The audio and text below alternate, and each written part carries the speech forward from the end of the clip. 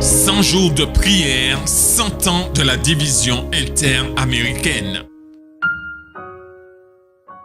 Aujourd'hui prend fin la 11e semaine de prière. N'oubliez pas que la prière est la plus grande force sur terre. Prier, c'est accepter d'être aimé, d'être libéré par Dieu. Prier, c'est croire que Dieu est quelqu'un qui écoute et qui répond parce qu'il aime. Prier, c'est s'adresser à Dieu comme on le ferait à son plus intime ami. La prière est la respiration de l'âme. Prier, c'est parler à Dieu comme à un ami. En ce lundi 18 avril 2022, le thème de la prière, c'est « En tant qu'ami ». Bienvenue à vous tous, en tant qu'ami. Il n'y a pas de plus grand amour que de donner sa vie pour ses amis. Jean 15, verset 13. Déclaration de Jésus. Chaque membre d'église devrait avoir le sentiment qu'il est de son devoir de travailler en faveur de ceux qui vivent autour de lui. Demandez-vous comment vous pouvez le mieux secourir ceux qui ne témoignent aucun intérêt pour les choses religieuses. Et tandis que vous rendez visite à vos amis et à vos voisins, montrez-leur que vous vous intéressez à leur état spirituel aussi bien qu'à leur bien-être matériel. Parlez-leur du Christ comme de sauveur qui pardonne les péchés. Invitez chez vous vos amis et lisez-leur des passages de la parole de Dieu et de livres qui expliquent les vérités qu'elle renferme. Ces lectures ainsi que des principes, des cantiques simples et de ferventes prières feront impression sur les cœurs. Oh, que les membres d'église s'entraînent à ce travail. Il est tout aussi important que celui qui consiste à aller à la recherche des âmes enténébrées dans les pays lointains. Si quelques-uns ont à cœur l'œuvre des missions lointaines, que tous ceux qui restent au pays s'intéressent au salut des âmes qui les entourent et travaillent en leur faveur tout aussi diligemment que les premiers ne le font pour les indigènes de quelques contrées lointaines. Jésus a donné sa vie pour moi, son ami. Alors, êtes-vous prêt à le faire pour votre ami? Jésus nous considère, vous, c'est moi, comme ses amis. Quelle pensée merveilleuse, oui. Il était prêt à donner sa vie pour notre salut. Et il l'a fait, même si notre acceptation de son don n'était pas garantie. Avez-vous des amis qui ne connaissent pas encore Jésus? Ou peut-être avez-vous eu peur de partager le Christ par crainte de perdre leur amitié? Si Jésus était prêt à donner sa vie, oui, tout ce qu'il est pour le salut de ses amis, ne devrions-nous pas faire tout ce que nous pouvons pour encourager nos amis sur le chemin d'une marche fidèle avec Jésus? Demandez à Dieu de la prière comment vous engagez au mieux dans l'évangélisation de vos amis.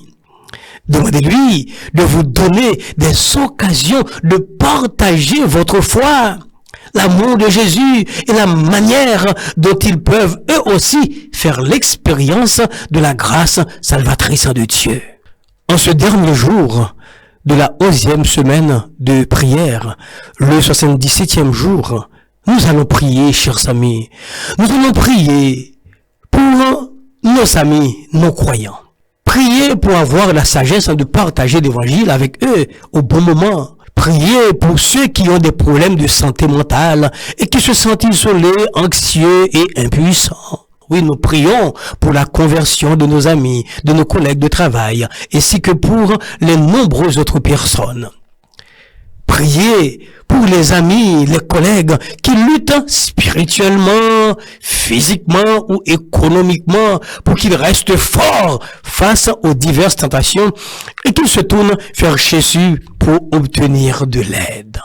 Priez pour ceux qui font partie du ministère des possibilités. Priez pour ceux qui travaillent parmi les sourds, les handicapés et d'autres ministères à besoins spéciaux. Priez pour ceux qui vivent dans les colonies de lépreux afin qu'ils ne soient pas ignorés ou oubliés pendant cette période. Nous allons prier avec foi. Prions le Seigneur. Adorable Père des cieux, nos âmes te louent et te bénissent pour ton amour, pour tes grâces. Merci de ce que tu nous aimes de l'amour éternel. C'est pourquoi tu nous conserves en ta bonté. En ce moment, nous te demandons pardon pour nos péchés. Pardonne-nous nos léthargies, nos indifférences, nos manquements, nos fautes de toutes sortes. Pardonne-nous d'être négligents. Nous ne t'avions pas bien représenté auprès de nos amis, de nos collègues de travail.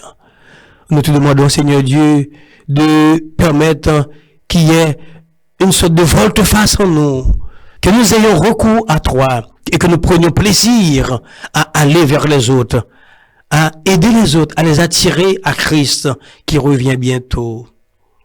Bénis les jeunes qui luttent spirituellement, physiquement, économiquement.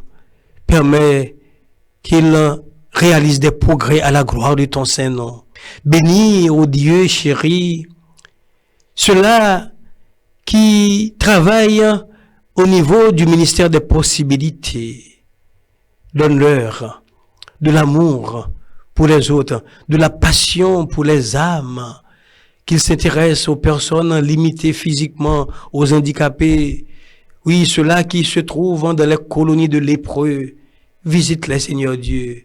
Parle dans leur cœur que ces handicapés, ces personnes limitées, qu'ils comprennent que tu les aimes, que tu as un plan pour eux, et qu'avec le retour de Jésus, il n'y aura plus d'infirmité, plus de maladie.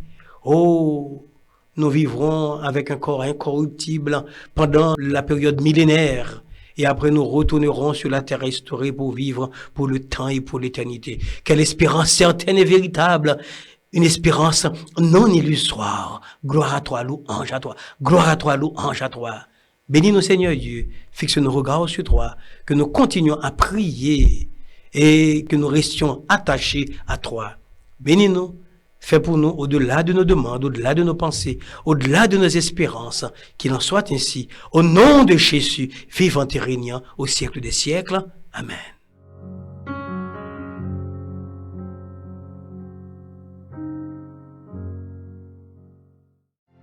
En 2022, nous célébrons les 100 ans de la division interaméricaine.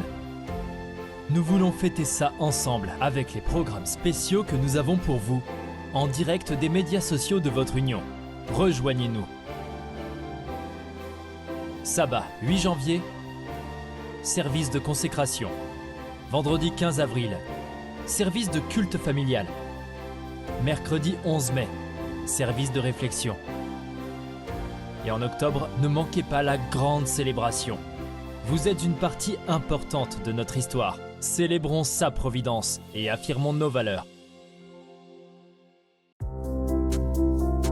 Rejoignez-nous le dernier jeudi de chaque mois pour le programme Leadership Talk.